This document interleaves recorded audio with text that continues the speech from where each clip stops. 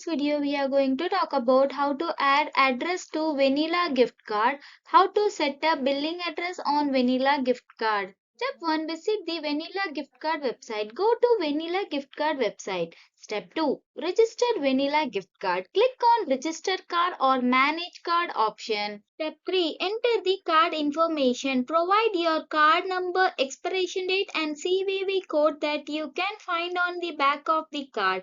Step 4. Enter personal information. You may need to provide your name, address and contact information for additional security. Step 5. Complete registration. After registration, may receive a confirmation email or message indicating your Vanilla gift card has been successfully registered. Step 6. Save the information. Make sure to save the changes and ensure that your billing address is updated. Step 7. Use card for purchases. Use Vanilla gift card for purchases that require a billing address.